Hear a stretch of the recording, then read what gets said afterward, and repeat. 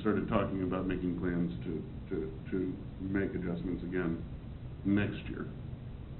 So, now, if council wants to vote to not hold the public hearing as noticed and scheduled this evening, then that's something that they could do, but, you know, I think that we should probably have a vote to see if we're going to open the public hearing, and then I suppose that we could have a motion to continue the public hearing to the August 4th meeting if we do open the public hearing. So that's where we are.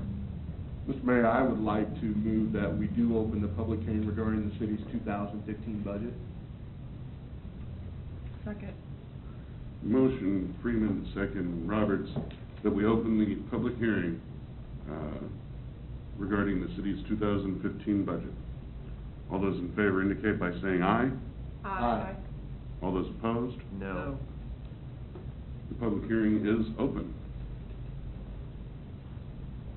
People wanting to make public comment regarding the 2015 budget are encouraged to come forward to the podium, state your name and address for the record, and be heard on next year's budget.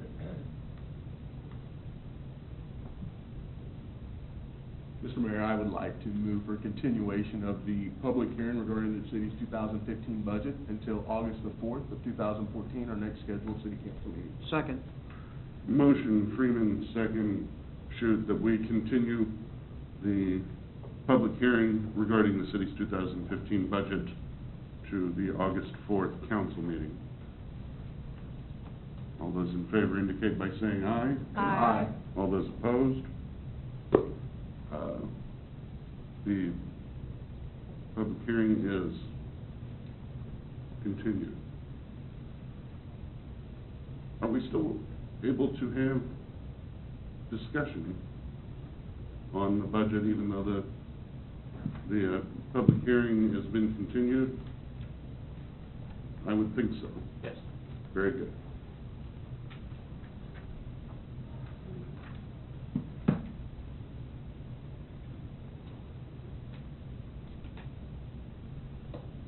We talked so long, you went back to your seat. Yeah. Okay. Questions for Laura or staff regarding the 2015 budget? Christy Harrison, right in my ear. First of all, I just want to say I don't agree with removing merit from the budget. I understand there's been some perceived issues, what have you. I think that we need to address those issues and move forward. I think that one of the things that we talked about doing in 2015 is potentially changing the performance review and the scale to a 5-point scale. My recommendation would be that perhaps we don't do that in 2015, but instead we start working on that to prepare people for 2016 performance, and we continue with the 2015 as we did in 2014 and establish a merit bucket associated with that.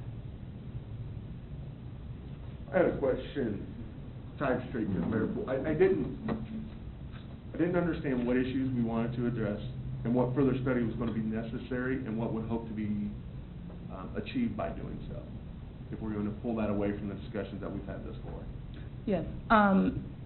The notion of high performance organization is something that City Managers Association trains on, and they have different faculty. I've talked with some of the faculty, and I've also assessed kind of where we are as an organization. I'll talk about kind of our organization and then talk about my discussion with them. As an organization, when you look at the history of what we've rewarded the 59%, we've rewarded, when we transfer that to kind of a letter grade, we've rewarded kind of 59% would be an F. We've made a major cultural change to requiring 90%, and even the council's recommendation is 95, which is a high A. I think that what we saw this past year,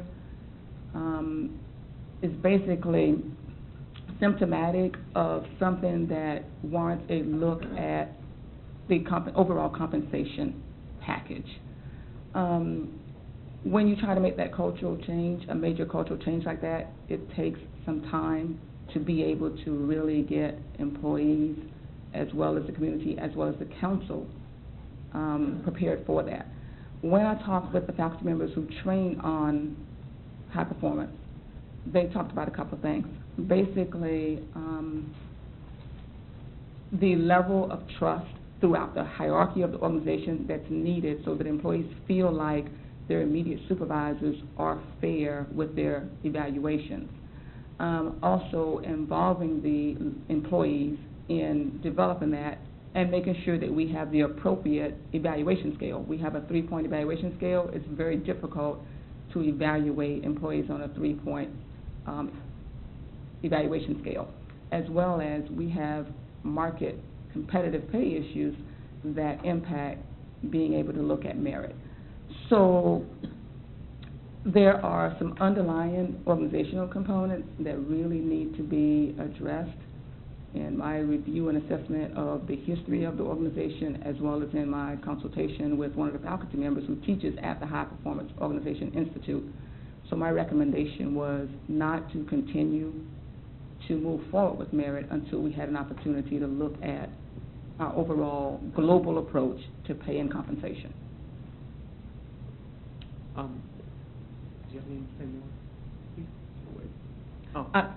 You wanna? I just want to add. Yeah, I just wanted to piggyback on what he was talking about Okay. real quick, and that was, but the question was, I think we had a discussion last week about pay components, merit versus COLA versus. Right. And do you see, just on a cursory examination of our enterprise, that we're lacking in the market component, and that's kind of maybe driving some of the issues with merit? Yes, and I did talk, and I had that conversation when I was kind of doing some research over the past, because the first time the issue came up and we were asked to go back and survey the employees, I've been looking at it and kind of doing an evaluation and assessing it. And I do think that there are some market issues that we are seeing that are really impacting our ability to establish merit. I will tell you, I still believe in merit. It's about high performance, it's about pay performance. The data on high performance comes from the private sector. And even the city managers that utilize it and the cities that utilize it, it is driven basically on a higher level of accountability. It is, and you'll find those cities that implement it really have a different level of organization because you're modifying behavior through incentives. So I believe it's still the right direction, but I think we need to address some things before we're able to fully implement it. So are we talking about potentially taking some of the money that we would have used for merit this year? Your recommendation would be then to maybe do, as part of that study on market, to help to utilize that to maybe normalize some of our pay scales? Is that what? Yeah, I think what you do is you look at your overall market, you do pay and comp, and that pay and comp involves several things. I've analyzed the mark data extensively. When you look at the mark data, you see things, but it's very hard, and I'm not even sure that Mark looks at, okay, tenure of people in positions, the level, the organization, the size of the organization. There are several things you have to look at other than simply what's a director or a public safety director being paid or what's a fire chief being paid. You really have to look at several other factors that when you get a pay and comp study, experts look at those different levels. How are our positions classified? Do we really have them all in the right pay grade? Are they truly off? Because you want to look at job description, you want to look at requirements for the job. There are a lot of things we need to look at before we can make a definitive statement that we're off across the board. So we can get a pay and comp study done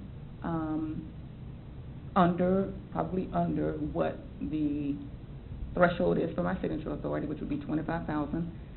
After we have that done, then we can come back and have a more global discussion about pay and comp, merit, bonus, different packages. How do you look at directors, senior management versus other staff? I think that's a more global discussion that we have and set some policy